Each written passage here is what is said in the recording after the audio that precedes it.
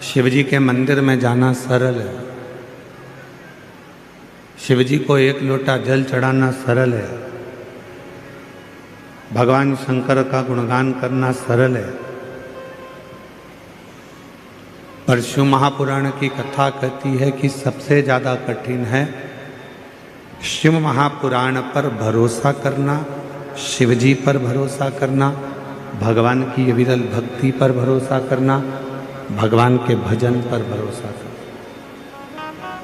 विश्वास करना।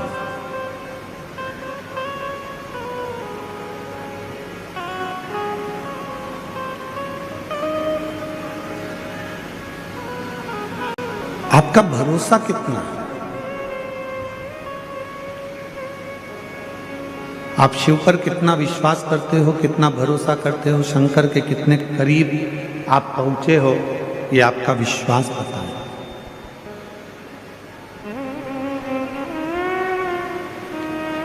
एक कथा शिव महापुराण की बड़ी सुंदर है। माता पार्वती जी अपना घर छोड़कर अपनी सहेलियों के साथ में, सखियों के साथ में एक पर्वत की कंदरा में, गुफा में प्रवेश कर गए।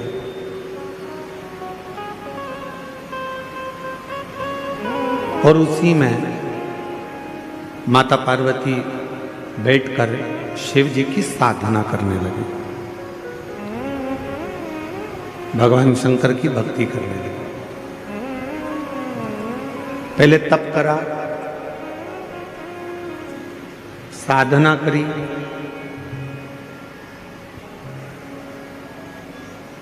ध्यान लगाया।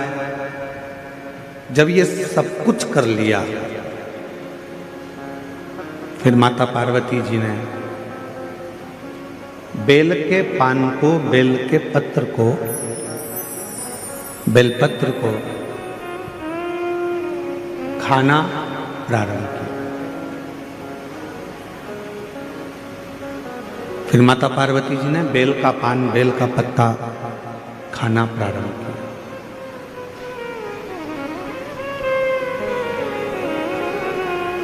अब सूखे बेलपत्तों को खाती खाती पार्वती मैया दुर्बल हो गई, एकदम दुबली, एकदम दुर्बल। पानी भी नहीं पीती, भोजन भी नहीं करती, कोई फल भी नहीं खाती, केवल बेलपत्र को, केवल बेल के पान को, बेल के पत्ते को, बेलपत्र को खा रही।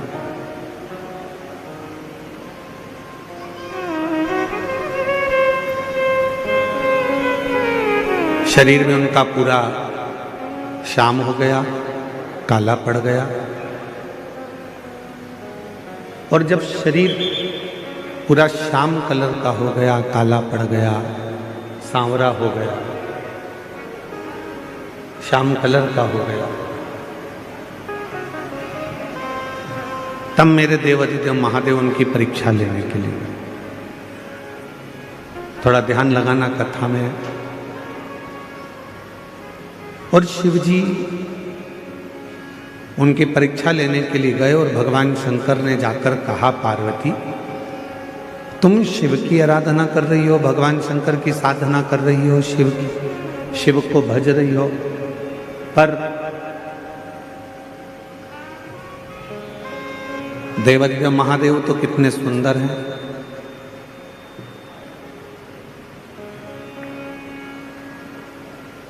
कर्पूर गौरम करुणावतारम संसार सारम भुजगेन्द्र। भगवान शिव तो इतने सुंदर हैं,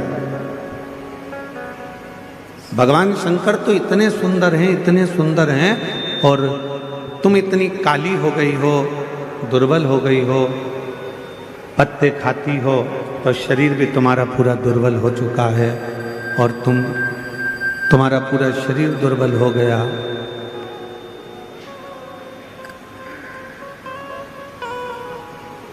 और तुम्हारा शरीर पूरा दुर्बल हो गया, शरीर काला भी हो गया, दुर्बल भी हो गया। अब ये बताओ कि शिवजी तुमसे शादी करें तो करें कैसे? भगवान देवादिदेव महादेव तुमको ब्याहें तो ब्याहें कैसे? कहाँ वो इतने गोरे और कहाँ तुम इतनी काली? कर्पूर गौरम करुणावतारम संसार सारम भुजगेन्द्रहारम सदा वसन्तं हृदयारविन्दे भवं भवानी सहितं। अब शिवजी तो इतने गोरे हैं, भगवान शंकर तो इतने गोरे हैं, और पार्वती तुम काली हो, कृष्ण वर्ण हो गया तुम्हारा, दुर्बल हो गई तुम, इतनी दुर्बल हो गई तुम, कैसे शिवजी तुमसे ब्याहेंगे?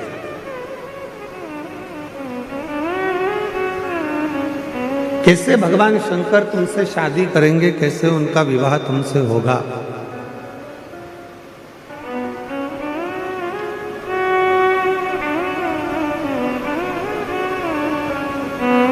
पार्वती जी ने हाथ जोड़े, जो देवादिदेव महादेव आए थे रूप बदल कर, स्वरूप बदल कर, पार्वती जी ने उनके हाथ जोड़ लिए और हाथ जोड़कर माता पार्वती जी बोली कि प्रभु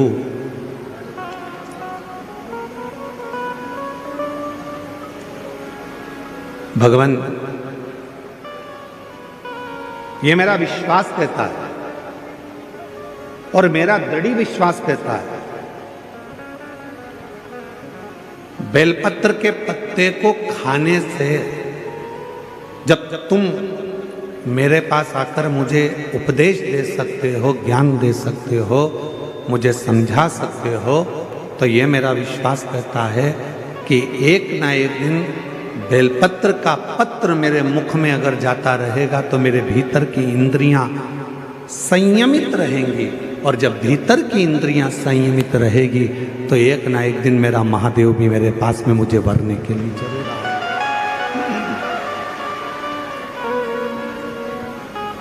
मुझे मेरा शंकर, मुझे मेरा महादेव, मुझे मेरा भोले बाबा मुझे वरने के लिए जरूर आएगा।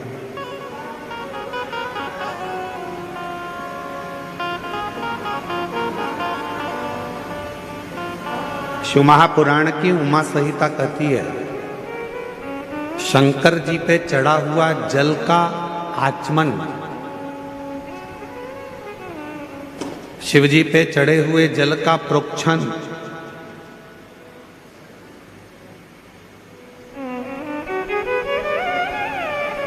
कायिक, वाचिक और मानसिक तीन तापों को नष्ट कर देता है।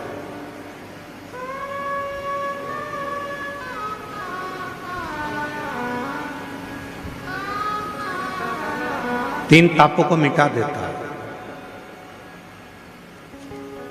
चाहे वो कायिक हो, चाहे वो वाचिक हो, चाहे वो मानसिक।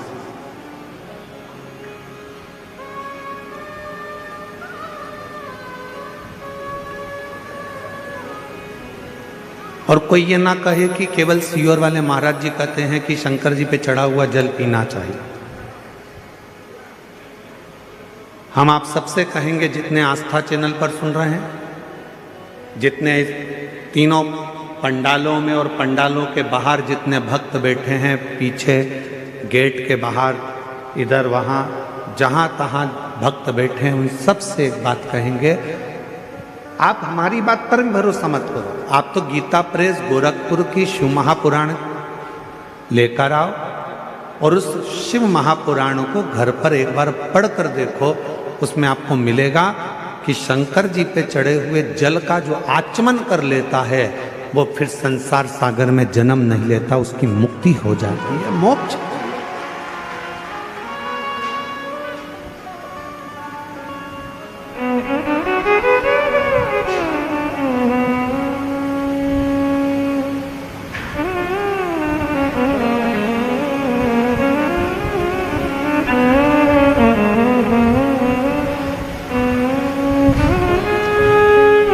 कल डॉक्टर साहब कह रहे थे श्रीमान सुजय बीके पाटिल जी कहा, गुरु जी जब पंडाल वाले को फोन किया गया और पंडाल वाले से कहा गया कि 5 लाख लोग एक साथ बैठ जाएं, ऐसा पंडाल बनाना है, तो पंडाल वाला बोला कि 5 लाख लोग पंडाल में आ जाएंगे। तो डॉक्टर साहब बोले, सुजय बीके पाटिल जी बोले, कहने लगे हाँ 5 लाख लोग आ जाएंगे। तो डॉक्टर साहब कल बता रहे थे कि जब ये 5 लाख भक्तों का पंडाल कल पहले दिन ही भरा गया, तो पंडाल वाले को भी आश्चर्य हुआ कि इतने भक्त कैसे। हम डॉक्टर सुजय बीके पाटिल जी को और माननीय श्री नामदार राधा कृष्ण बीके पाटिल जी को धन्यवाद देते हैं। शिव महापुराण का तो ये आनंद है, साथ में डॉक्टर साहब आपका और बीके पाटिल जी आपका प्रेम भी आपके क्षेत्रवासियों के प्रति बहुत ज़्यादा है, इसलिए भक्तों का सैलाब। ये भक्तों का आगमन, ये भक्तों का आना शिव तत्व की ओर अविरल भक्ति को प्राप्त करना,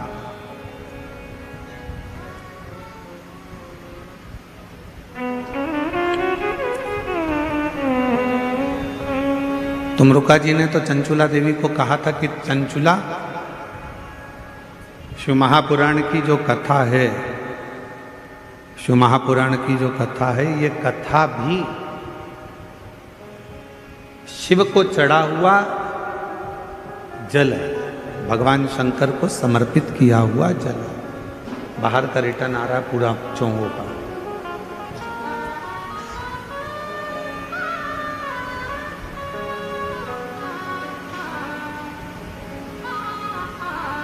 जो शिव महापुराण की कथा को श्रवण कर कर जाता है, ये समझ कर जाता है कि हम शंकर भगवान को चढ़े हुए जल का आचमन कर कर, शिव को प्राप्त कर कर, भगवान शंकर की शरणागति प्राप्त कर कर, भगवान शंकर की भक्ति प्राप्त कर कर हम जा रहे हैं। ये प्रेशर बढ़ाओ ना यहाँ का मंच का। हम शिव की अविरल भक्ति को प्राप्त कर कर जा रहे हैं।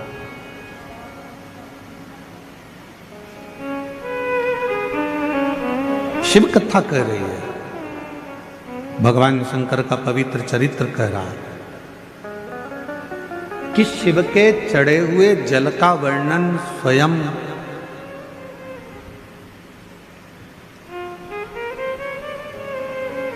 यमराज की जो धर्मपत्नी है,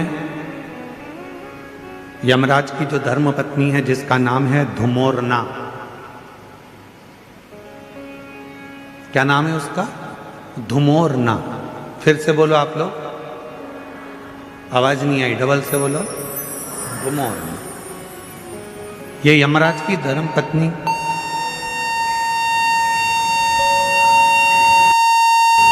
ये यमराज की धर्मपत्नी धुमोरना, धुमोरना।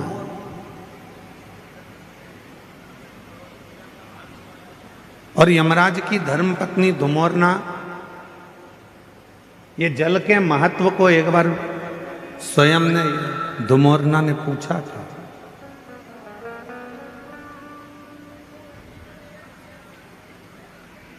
जल के महत्व को धुमोरना ने एक बार पूछा था। शिव महापुराण की कथा कहती है कि एक बार धुमोरना ने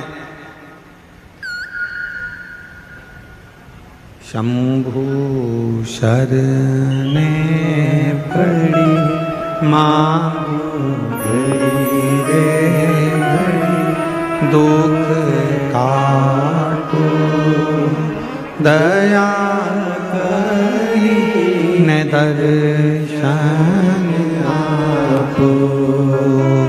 शंभु शरणे पड़ी मांगो घड़ी रे घड़ी, दुख काटो दया करी ने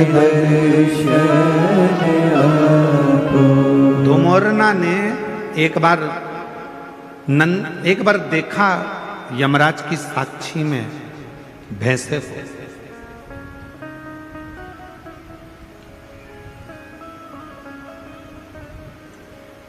धुमरना ने देखा कि यमराज का जो भैंसा है, यमराज जिस पर बैठते हैं भैंसा,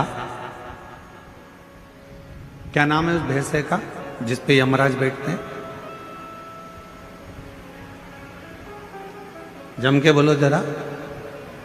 यमराज जिस भैंसे पर बैठते हैं, जिस पाड़े पर यमराज बैठते हैं, जिस भैंसे पर यमराज बैठते हैं, उसका नाम क्या है? उसका नाम है पौंड्रक। क्या नाम है? पौंड्रक। तो एक बार धुमरना ने उस पौंड्रक को देखा, उस भैंसे को देखा कि भैंसा क्या करता है कि यमराज प्राण खींचते हैं और प्राण खींचकर किसी को लेकर जाते हैं और भैंसा उसको खूब त्राड़ देता है, उसको खूब मारता है, सींग से रोनता है, पांव से कुचलता है, उसको परेशान करता जाता है। भैंसा उसको खूब परेशान करता है। पर धुमरना ने फिर एक जगह देखा कि धुमरना ने देखा कि वो भैंसा एक जीव को यमराज लेकर जा रहे थे, पर उस भैंसे ने उसको कोई कष्ट नहीं दिया, भैंसे ने उसको कोई परेशान नहीं किया।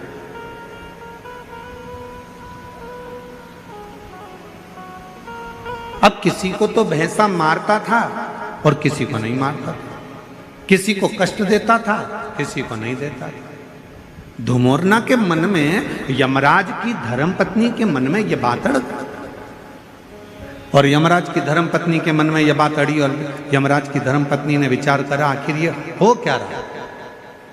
जब यम की आज्ञा है कि कष्ट देना है तो देना चाहिए, फिर ये भैंसा किसी को कष्ट देता है, किसी को नहीं देता है, किसी को अच्छा रखता है, किसी को बुरा रखता है, आखिर ऐसा हो क्यों रहा।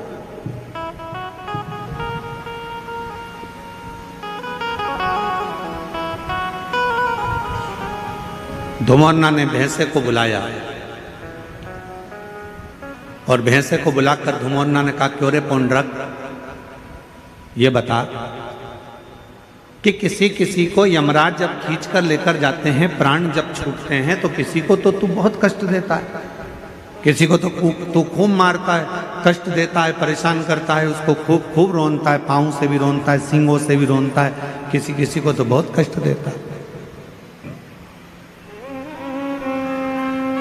धुमरना बोली कि पौंड्रक, भैंसे, और किसी को तू मारता ही नहीं है, कष्ट भी नहीं देता, आखिर ऐसा क्यों, किस लिए? तो भैंसे ने कहा धुमरना से, माताजी, जब भगवान देवाधिदेव महादेव का रुद्र अवतार हुआ, जब मेरे शंकर भगवान का रुद्र अवतार हुआ और उनका रुद्र जो अवतार था, क्रोध का जो अवतार था, उस क्रोध के अवतार में मेरा जो जन्म हुआ है, मैं जो भैंसा बनकर पैदा हुआ हूं, वो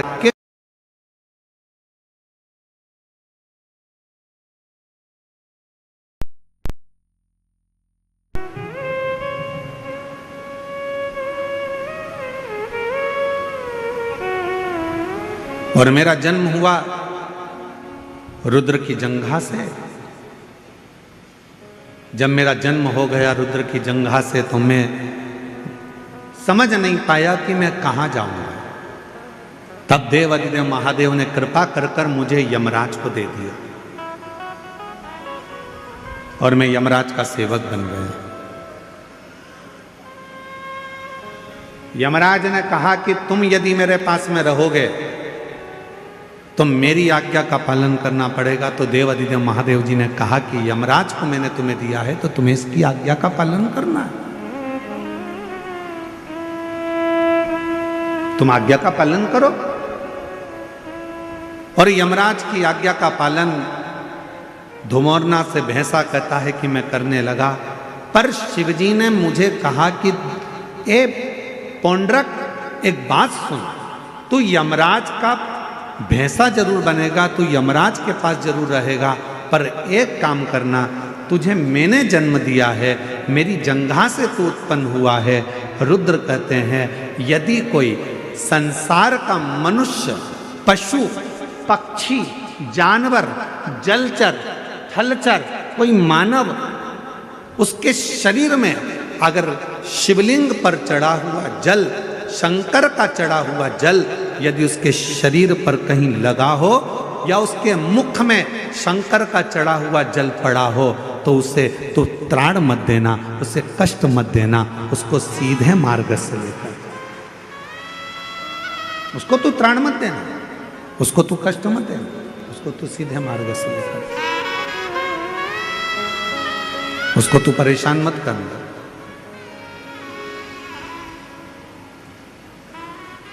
पौंड्रक भैंसे ने वचन दे दिया देवाधिदेव महादेव को कि मैं वचन देता हूं रुद्रदेव, ये मेरा वचन है, जिसके मुख में शिव का चढ़ा हुआ जल होगा, जिसके शरीर पर शंकर का चढ़ा हुआ जल छीटा गया होगा, उसको ना यमराज परेशान करेगा, ना ये भैंसा परेशान करेगा, वो सीधे कैलाश धाम की ओर जाए। अब हम आपसे पूछें, उत्तर दीजिएगा जरा, जितनी मेरी शिरडी की जीजियां बैठी हैं, जितने मेरे जीजा बैठे हैं, सब उत्तर दें। मरने वाले व्यक्ति के मुख में कौन सी पवित्र नदी का जल दिया जाता है?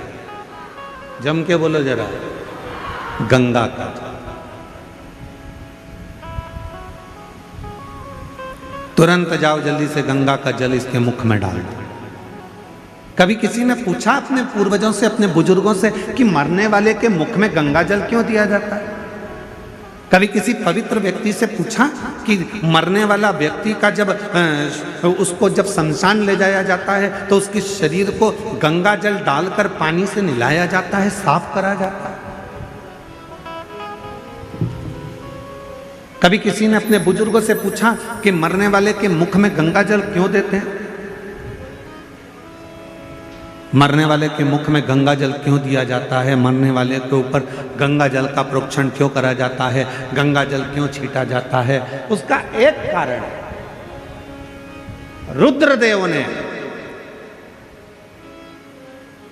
जिस भैंसे पर यमराज बैठते हैं वो पौंड्रक भैंसा, रुद्रदेव ने उस भैंसे को कहा था, अगर किसी के शरीर पर शिव का चढ़ा हुआ जल हो या मुख में शंकर का जल हो तो उसको तू यम की कैद मत देना। गंगा जल कहाँ चढ़ा है? शंकर की जटा पर। तो गंगा का जल कहाँ से निकलता है? शिव की जटा से। तो शंकर का चढ़ा हुआ जल ही गंगा जल है। इसलिए जब गंगा जल किसी को दे दिया जाता है, उसके शरीर में गिर जाता है, उसके मुख में पड़ जाता है, फिर वो त्राण नहीं भोगता है, उसे कष्ट नहीं, उसे परेशानी नहीं।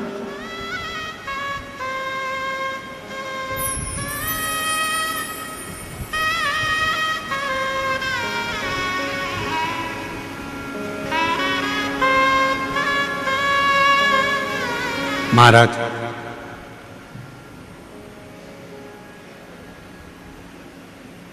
पहले ऐसा नियम था, अब आजकल तो बहुत सारे नियम बदल गए। पहले कोई मानसरोवर जाता था तो मानसरोवर का जल लेकर आता था तो अपने आसपास में थोड़ा थोड़ा जल देता था। बोलो बोलो दीदी, सही है गलत है?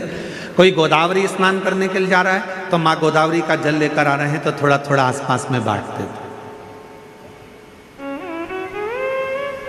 कोई हरिद्वार गया, गंगा जी का जल भरकर लाया तो गंगा जी का जल आसपास में बांटते थे।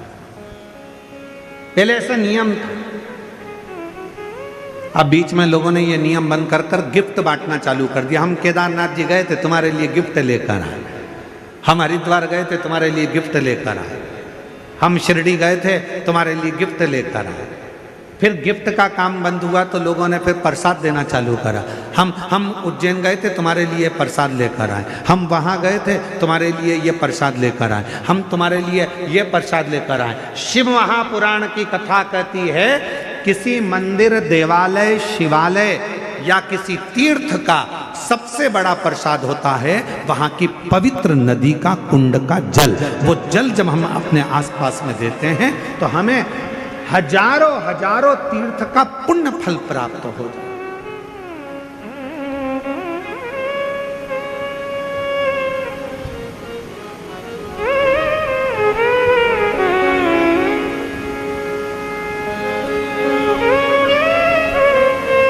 उस तीर्थ का जो जल है वो सबसे ज्यादा पवित्र है। कहां गए थे भैया? हरिद्वार गए थे। क्या लेकर आए? प्रसाद नहीं लाए।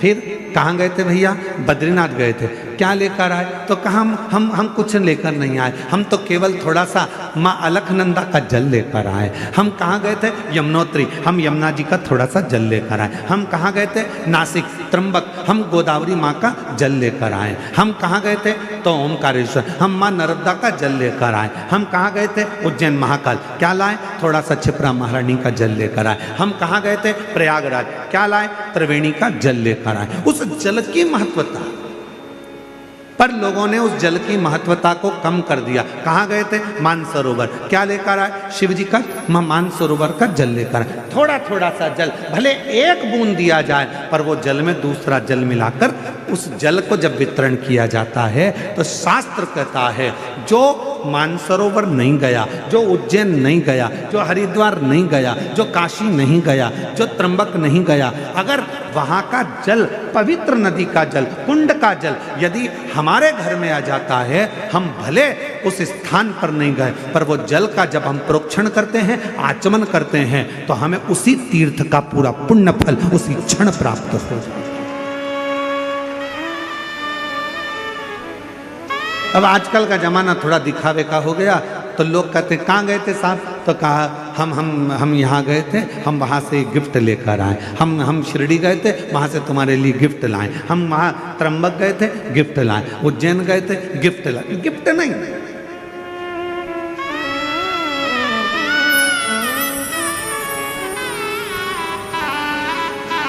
अभी कथा में हमने कहा था, जलगांव की कथा में,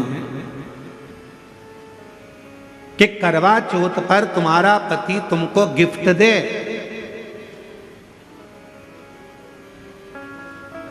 पर तुम अपने पति को कसम खिलवाना। बोला था कि नहीं बोला था? अरे जम के तो बोलो।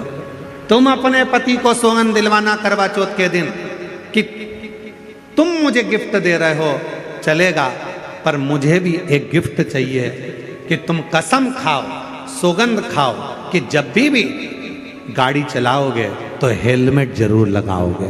जब भी गाड़ी चलाओगे तो हेलमेट लगाओगे। ये गिफ्ट तो मुझे कि क्योंकि तुम हो तो मेरा घर है, तुम हो तो परिवार है, तुम हो तो मेरा कुटुंब है, तुम हो तो मेरे बच्चे हैं, और तुम हो तो मैं हो। हेलमेट लगाओ। 4 व्हीलर गाड़ी चलाओगे, सीट बेल्ट लगाओ। ये शपथ दिलवाओ।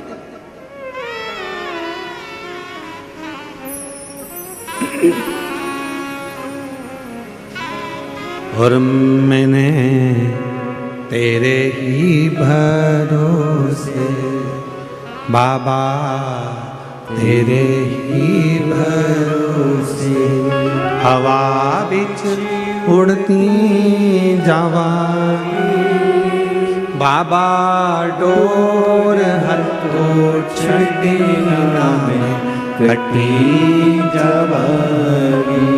भोले मैं तेरी पतन, शंभो मैं तेरी पतन, हवा बिच उड़ती जावांगी बाबा, डोर हथो छड़ी नामे कटी जावांगी।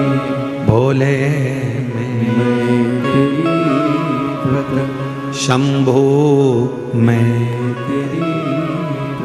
सबसे बड़ा गिफ्ट है, सबसे बड़ा दान है तीर्थ का जल जो तुम लेकर आए हो वो तीर्थ के जल को सबको दे।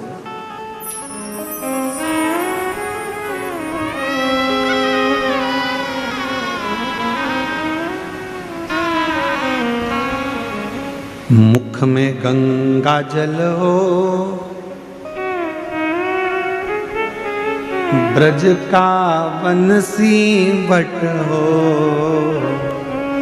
मुख में गंगा जल हो, ब्रज का बंसी बट हो।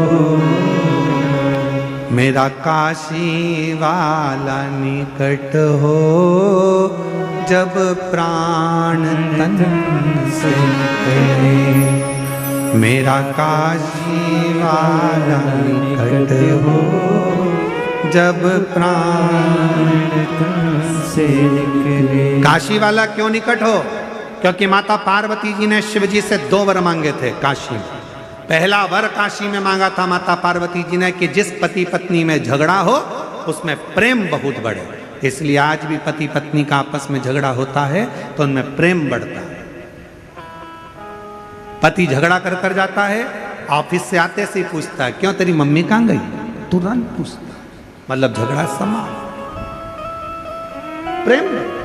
और पार्वती जी ने दूसरा वर मांगा था शिव जी से कि काशी में जो मरेगा उसको गुरु मंत्र तुमको देना पड़ेगा, काशी में मरने वाले को मोक्ष मंत्र आपको देना पड़ेगा। इसलिए शास्त्र की रीति है, हमारे यहाँ काशी खंड स्कंद पुराण का वर्णन करता है कि काशी में मरने वाले के कान में भगवान शंकर तारक मंत्र प्रदान कर देते हैं और वो तारक मंत्र सुनते से ही काशी में मरने वाला फिर जन्म नहीं लेता, वो शिव का गण बनकर शंकर के धाम में शिव के आनंद में रहता है। फिर वो जन्म मरण के प्रपंच से छूट जाता है।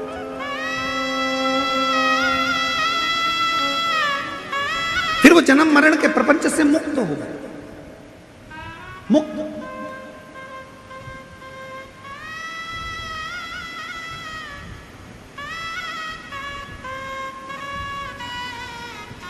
शिव महापुराण का काशी खंड कहता है, ध्यान, स्कंद पुराण का काशी खंड कहता है। कभी योग लगे तो स्कंद पुराण के काशी खंड को पढ़िएगा। मैं माननीय पाटिल साहब को बहुत बहुत इसके लिए धन्यवाद दूंगा। माननीय नामदास राधा कृष्ण वी के पाटिल जी को, डॉक्टर सुजय वी के पाटिल जी को मैं इस चीज के लिए धन्यवाद दूंगा कि काशी खंड में, स्कंद पुराण के काशी खंड में लिखा है जो कार्तिक के महीने में भगवान शंकर की अविरल भक्ति करता है, जो कार्तिक के महीने में शिव महापुराण की कथा यदि एक बार भी श्रवण कर लेता है उसको सहस्त्र अश्वमेध यज्ञ का फल तुरंत प्राप्त हो जाता है। मैं पाटिल परिवार को धन्यवाद इसलिए दूंगा कि उन्होंने कार्तिक महीने में ये शिव महापुराण की कथा शिरडी के इस क्षेत्र में कराकर संपूर्ण शिरडी वासियों को अश्वमेध यज्ञ, एक अश्वमेध यज्ञ नहीं, सहस्त्रों, हजारों, लाखों अश्वमेध यज्ञ का फल केवल कार्तिक महीने में ये 5 दिन के शिव महापुराण कराकर उन्होंने सबको प्रदान कर दिया। सब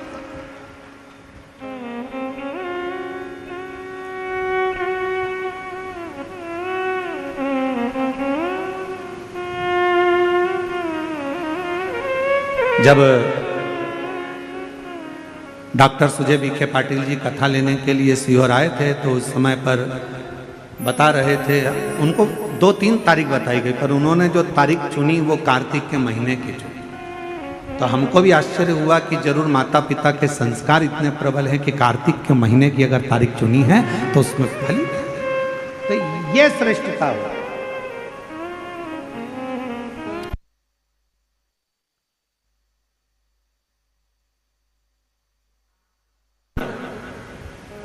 तो हमने जब डॉक्टर सुजय विखे पाटिल जी जब कथा लेकर चले गए तो हमने बाद में आशीष को कहा, हमने कहा जरूर सुजय विखे पाटिल जी ने स्कंद पुराण पढ़ के रखी होगी तो उनको काशी खंड याद होगा कि कार्तिक महीने में कथा सुनने से हजारों यज्ञ का फल प्राप्त होगा। हमने कहा जरूर उनको ये बात का ज्ञान होगा। कि कार्तिक महीने में एक कथा भी यदि कोई दिल से श्रवण कर लेता है, शिव नाम ले लेता है, शंकर का स्मरण कर लेता है, शिव नाम की स्तुति कर लेता है, शंकर का अविरल भक्ति को धारण कर लेता है, शिव महापुराण की कथा कहती है, भगवान शंकर का चरित्र कहता है, आप और हम तो अपने घर पर दिवाली मनाते हैं। 33 कोटि देवी देवता काशी के घाट पर, गंगा के घाट पर दीपावली मनाते हैं। काशी के घाट पर दीपावली का पर्व मनाया जाता है।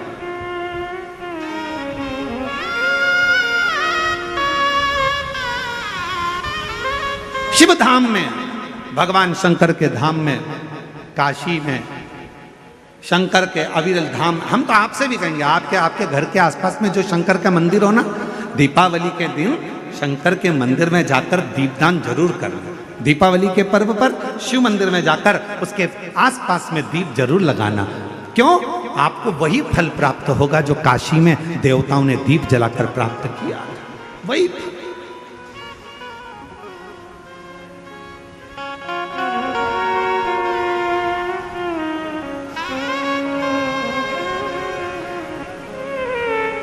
भगवान शंकर की अविरल भक्ति को धारण, शिव तत्व को धारण कर। और इस वर्ष जब आप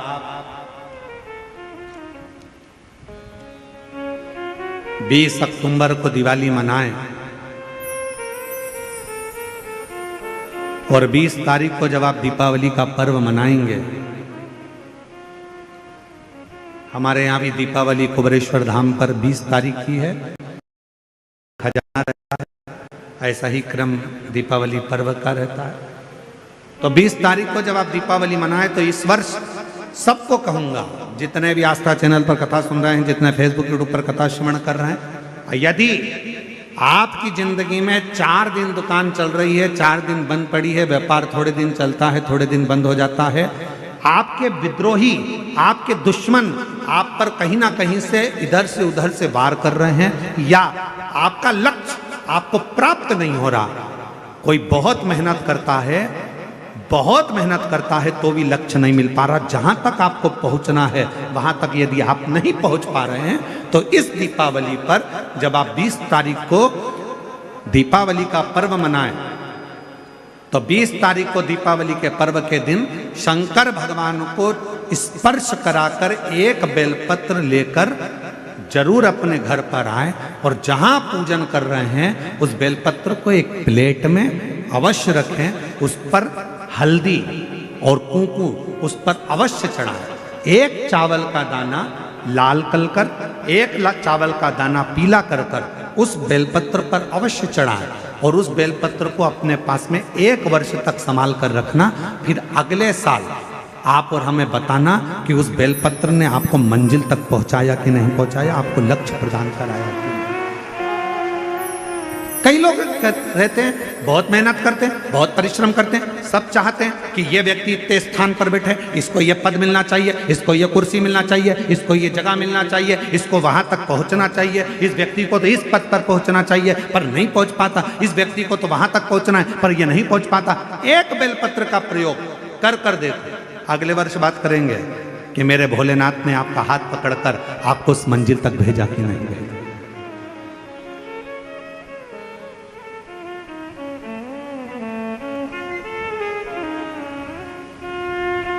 कई व्यापारी, कई किसान कह देते हैं, अरे गुरुजी हमारी फसल पिट गई, अब की बार हमारी जो पिक थी वो पूरी की पूरी पिट गई, हमारा पानी ने बेकार कर दिया, हमारा इसने बेकार कर दिया, हमारा उसने बेकार कर दिया। बेचारा किसान कर्जे में होता चले जाता है, तकलीफ में होता चले जाता है। हम उनसे भी कहेंगे एक बार प्रयोग कर देखिए, एक बेलपत्री का दीपावली की रात्रि को, और अब की बार दीपावली का पर्व 20 अक्टूबर को जो मनाया जा रहा है, 20 अक्टूबर दीपावली पर्व के दिन एक बार प्रयोग कर देखिए कि वो बेलपत्र शिव जी को लगाया हुआ। क्यों? क्योंकि भगवान शंकर ने माता लक्ष्मी को जब भगवान विष्णु को दिया था, क्योंकि माता लक्ष्मी की माँ ख्याति देवी तो लक्ष्मी जी का विवाह शिव जी से करना चाहती थी, पर शंकर जी ने मना कर दिया था कि मैं विवाह नहीं करूंगा, इनको तो नारायण को दे दो। तो लक्ष्मी जी को भगवान शंकर ने जब यहाँ आया, तब माता लक्ष्मी ने वर दिया, भगवान शंकर से प्रार्थना करी, आप मुझे आज्ञा करो। शंकर भगवान ने कहा, जिस दिन तुम पृथ्वी पर भ्रमण करने के लिए आओ, और जिस स्थान पर बेलपत्र विराजमान हो उस स्थान पर तुम सदा विराजमान हो जाओ। वहां से फिर अविरल बोल बम का नारा है। इतना धीमा बोलोगे तो शिरडी वालों कल्याण तुम्हारा।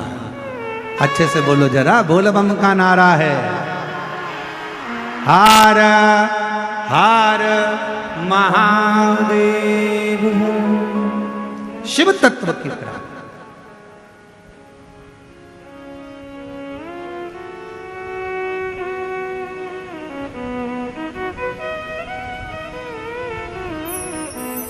भगवान देवादिदेव महादेव के दरवाजे पर दीप अवश्य।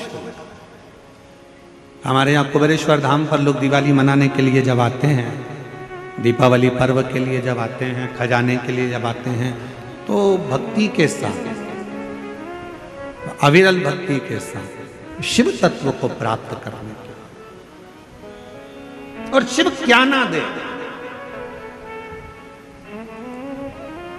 भगवान शंकर क्या ना दे। तेरी कृपा बिना न हिले एक भी ले। विश्वास तेरी कृपा से तनो तनो। बखान क्या करूं मैं राखों के ढेर का। चपटी भगोत में खजाना कुबेर का। उसके स्पर्श मात्र राख का हो जाता है, स्पर्श मात्र एक भभूत का हो जाता है, तो वो भस्म भी करोड़ों का धन बन जाती है। वो भस्म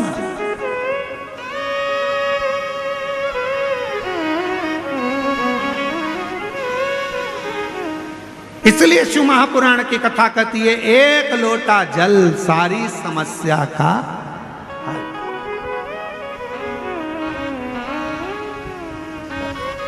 एक लोटा जल लेकर शिव मंदिर जरूर जाओ। वो कहे शिव महापुराण मध्ये एक लोटा पाणी घेऊन खूपचा महत्व आहे।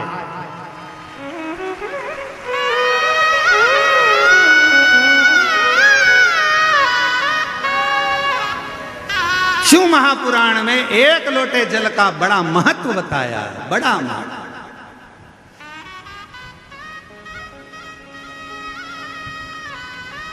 शिव पिंडीचा एक लोटा पाणी घेऊन, जो एक लोटा जल शंकर की पिंडी पर जल चढ़ा देता है, उसका खूब खूब खूब खूब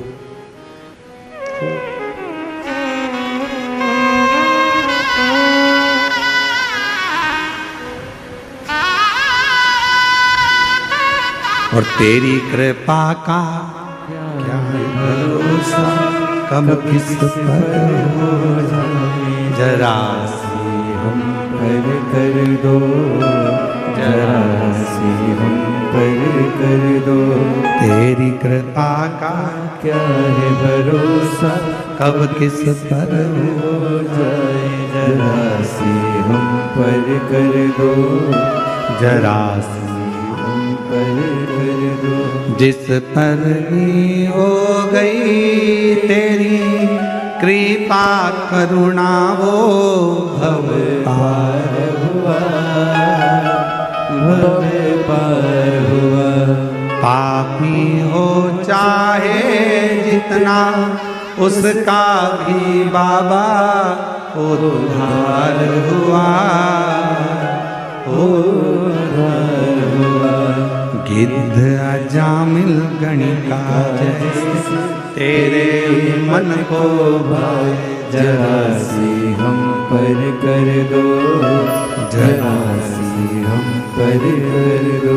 तेरी कृपा का क्या है भरोसा कब किस पर हो जाए, जरासी हम पर कर दो, जरासी पर कर दो। तेरी कृपा का क्या है भरोसा कब किस पर हो जाए, जरासी हम पर कर ये उसकी उदारता है, ये उसकी करुणा है, ये उसकी कृपा है, ये उसकी दया है। आप दिल से उसको पुकारो, वो दिल से झोली भरता है। आप दिल से पुकारो, दिल से कहो उसको, दिल से विनय करो उसको, दिल से निवेदन करो उसको, वो सुनेगा, आएगा, देगा, झोली भरेगा, जाएगा। तो शंकर भगवान पर चढ़े हुए जल की महत्वता शिव महापुराण की कथा कहती है।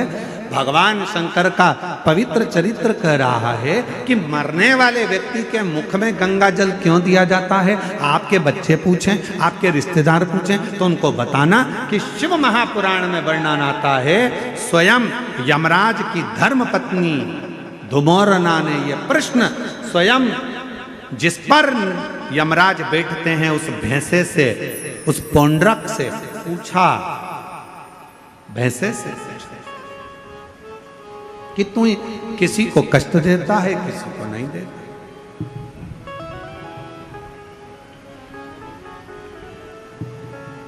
किसी को तो तू अच्छे से लेकर जाता है और किसी को रुला रुला कर लेकर जाता है। बात क्या?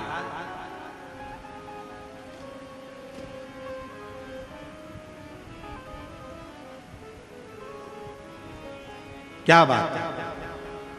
तो भैंसे ने कहा कि मैंने शिव जी ने, शंकर भगवान को मैंने वचन दिया, क्योंकि मेरे देवाधिदेव महादेव ने तो मुझे यमराज को दिया। आज अगर मैं यमराज के पास में हूं, यदि मैं यम के साथ में रह रहा हूं, तो इसमें शिव जी की कृपा है, मुझे शंकर भगवान ने करुणा कर दिया।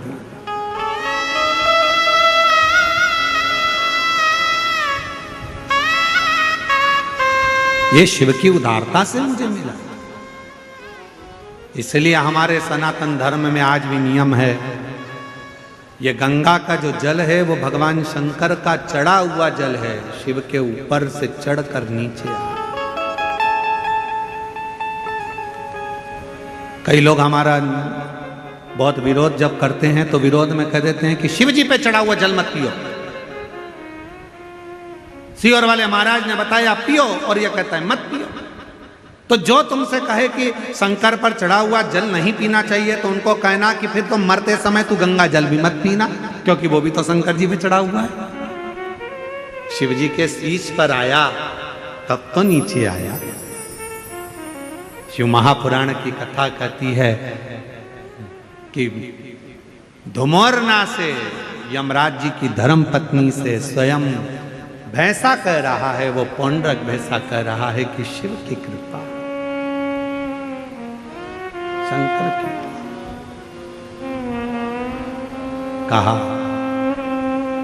जिसके ऊपर शंकर का चढ़ा हुआ जल का प्रोक्षण हो, जो शिव का चढ़ा हुआ जल का आचमन कर ले, कहा उसको फिर कोई नरक के भोग ना भोगना।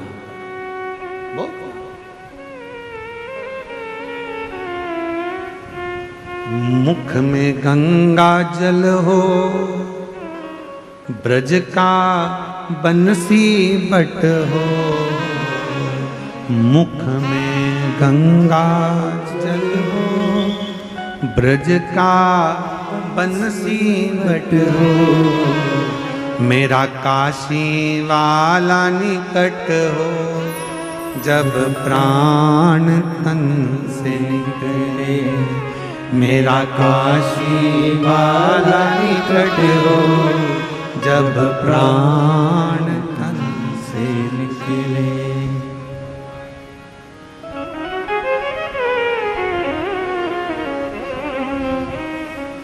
हे भोलेनाथ, हे भोलेनाथ, इतना तो करना भोले, जब प्राण तन से निकले। इतना तो करना भूले जब प्राण तन से निकले। बाबा इतनी कृपा करना। हम हो सकता है प्राण छूटते समय हम काशी ना हो,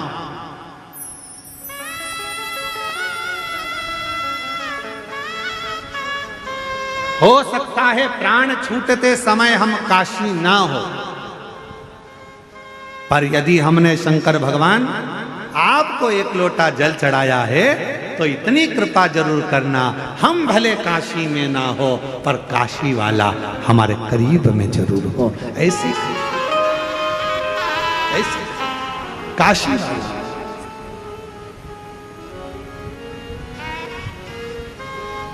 ये कृपा करना, ये करुणा करना, ये दया करना।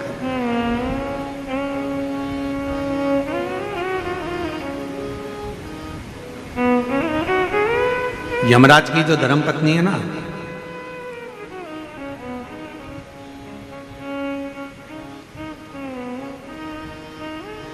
ये शिव की बड़ी उपासक है।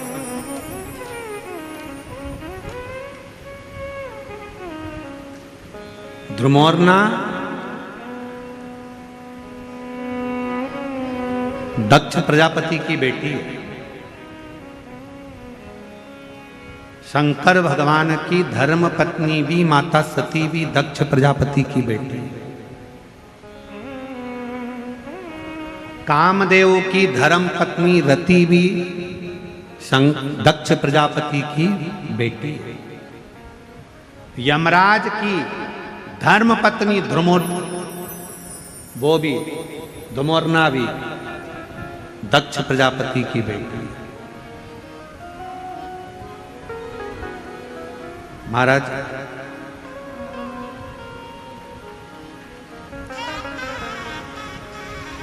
एक कथा बड़ी अच्छी आती है धुमोरना के विवाह की। बड़ा सुंदर प्रसंग आता है कि ध्रुमोरना ने ध्रुमोरना ने अपने पिता दक्ष प्रजापति से निवेदन करा, और ध्रुमोरना ने अपने पिताजी से निवेदन करा कि मेरा जो हाँ विवाह करो जो मृत्यु को जीत ले, जो मौत को विजय प्राप्त कर ले, जो मृत्यु पर विजय प्राप्त कर ले, उससे हमारा विवाह। ध्रुमोरना ने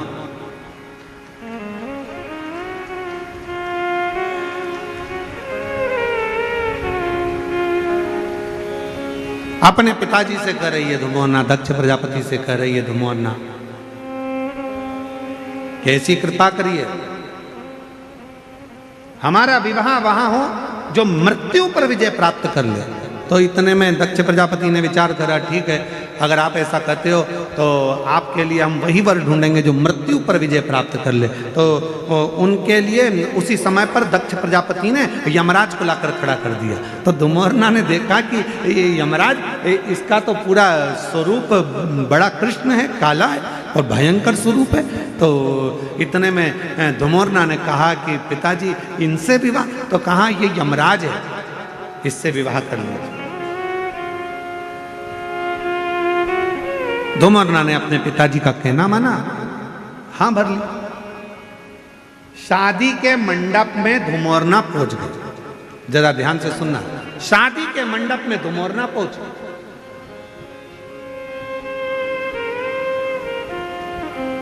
और शादी के मंडप में जैसे ध्रुमोरना पहुंची,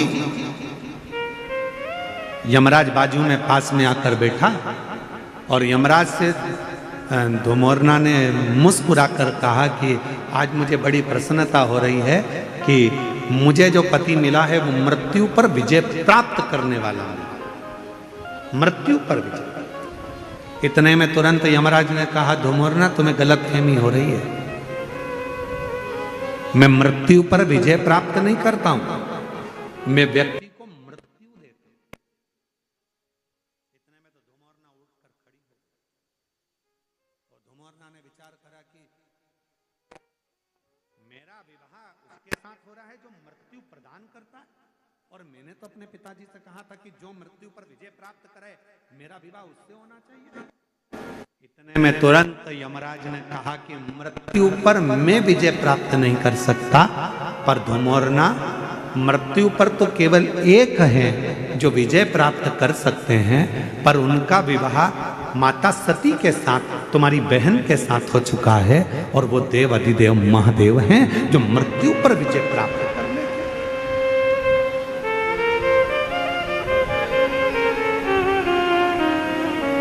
जो मौत पर विजय प्राप्त कर ले। इतने में धुमोरना उठकर चली गई, और जैसे ही धुमोरना उठकर गई, दक्ष प्रजापति को सूचना मिली कि मेरी बेटी यमराज से विवाह नहीं करना चाहती, अब करा क्या जाए।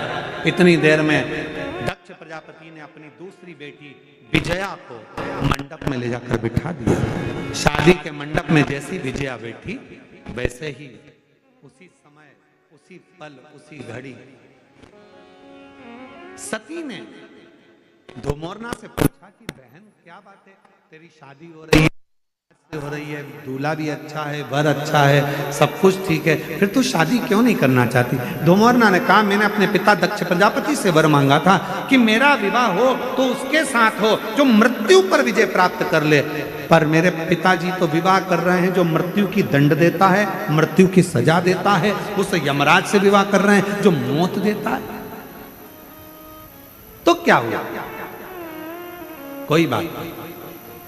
सती ने कहा कि तू चिंता मत कर धुमोरना, तू चाहती है कि मृत्यु पे विजय प्राप्त करने वाले से तू विवाह करे, तू उससे विवाह तो नहीं कर सकती, क्योंकि तेरी बहन सती का विवाह देव अधिदेव महादेव से मृत्यु पर विजय प्राप्त करने वाले से हुआ है। पर इतना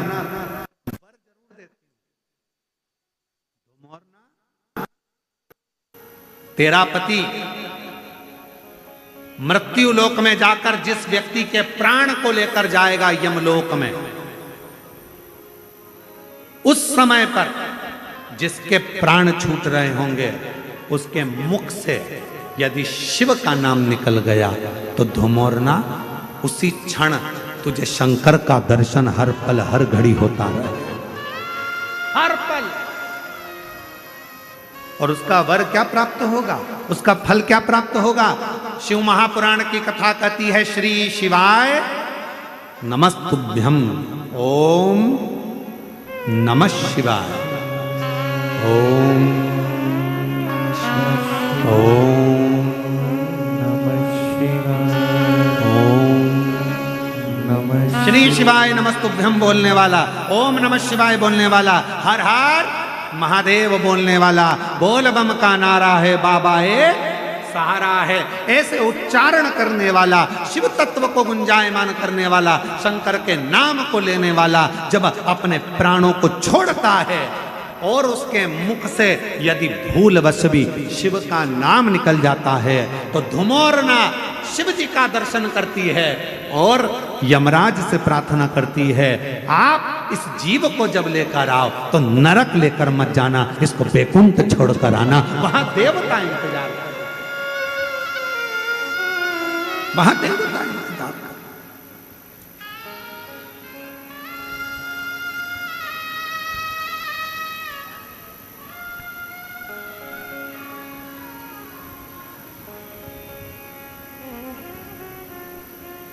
इसलिए आप लोगों से निवेदन है, ऐसी सुभाना आए ना ऐसी ऐसी सुभाना आए ना ऐसी शाम, जिस दिन जुबां पे मेरे, जिस दिन जुबां पे मेरी आए ना शिव का नाम, ऐसी सुभान आए ना ऐसी शाम, ऐसी सुभान आए ना ऐसी शाम। भगवान शिव का जो उच्चारण करता है, शिव का उच्चारण करने वाला, श्री शिवाय नमस्तुभ्यं, श्री शिवाय नमस्तुभ्यं। हम आप लोगों से बार बार कहते हैं, अपने घर के दरवाजे पर लिख दो श्री शिवाय नमस्तुभ्यम। दीपावली पर स्टिकर चिपका दो श्री शिवाय नमस्तुभ्यम। दरवाजे पर बंदरवाल बांध दो श्री शिवाय नमस्तुभ्यम। अगर कोई दरवाजे के सामने से निकल कर जा रहा होगा और मान लो उसका समय भी आ गया होगा, प्राण छूटने का भी समय आ गया होगा, तो दरवाजे पर यदि उसने भूल से भी पढ़ लिया तो वो नरक नहीं जाएगा, उसका परम पद वैकुंठ तक हो जाएगा। इसलिए श्री शिवाय नमस्तुभ्यम का स्मरण करो। कोई अपने काम के लिए जा रहा है, काम नहीं हो रहा, तुम्हारे दरवाजे पर पढ़ लेगा श्री शिवाय नमस्तुभ्यम, उसका राह खुल जाएगा, उसका कार्य सफल हो जाएगा। वो मंत्र का उच्चारण मूल है।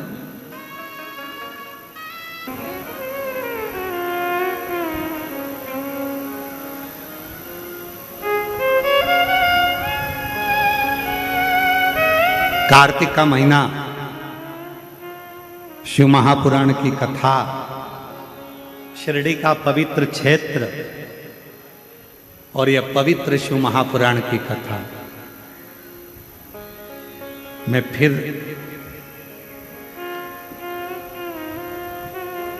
माननीय विखे पाटिल जी को, माननीय डॉक्टर सुजय विखे पाटिल जी को फिर धन्यवाद देता हूं आपको बहुत बहुत। पाटिल जी, ना जाने कितनी जीजियों के और कितने जीजाओं के चेहरे पर आपने स्माइल ला कर दे दी, उनकी प्रसन्नता ला। ये शिव कृपा, ये शंकर की, ये शंकर की। और विश्वास से कहता हूं, जो पंडाल में बैठकर आप भगवान देवाधिदेव महादेव से कह रहे हैं, बोल रहे हैं, मांग रहे हैं, ये हमारा विश्वास कहता है कि 3 महीने के अंदर मेरा कुबेर भंडारी जरूर देगा। विश्वास के साथ।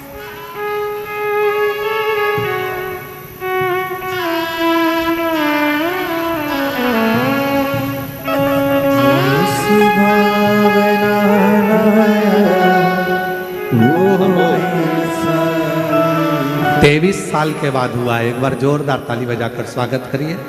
नहीं खाली उसे लौटाया, वो मन ही मन हर्षाया, कर दिया माला माल काशी वाले ने, लुटा दिया भंडार काशी वाले, लुटा दिया भंडार। 17 साल के बाद हुआ है। जोरदार ताली बजाकर प्रणाम। कर दिया माला माल काशी वाले, कर दिया माला माल काशी वाले ने, कर दिया माला माल काशी वाले ने, लुटा दिया भंडार काशी वाले ने, कर दिया माला माल काशी वाले ने। ये शिव की उदारता, शंकर की उदारता। हरि ओम में ओम समाया है, मेरा भोला नगर में आया है। हरि ओम में ओम समाया है, मेरा भोला नगर में आया है। हरि ओम में ओम समाया है, मेरा भोला नगर में आया। सब बोलिए। हरि ओम में ओम समाया है, मेरा भोला नगर में आया है। मेरा भोला नगर में आया है, मेरा भोला नगर में आया है। मेरा भोला नगर में आया है। ओ मेरा भोला नगर में आया है। ओ हरि ओम में ओम समाया है, मेरा भोला नगर में ओम में ओम समाया रे, मेरा भोला नगर में आया रे।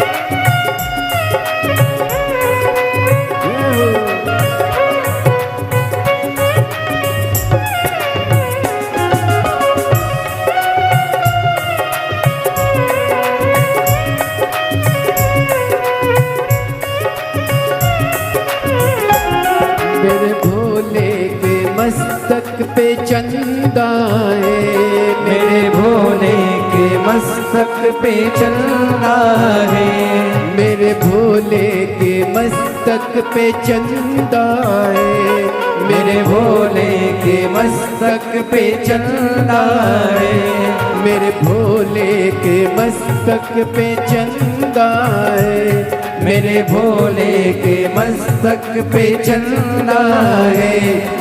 चंदा में चंदा में चंदा में ओम समाया है, मेरा भोला नगर में आया है। चंदा में ओम समाया, मेरा भोला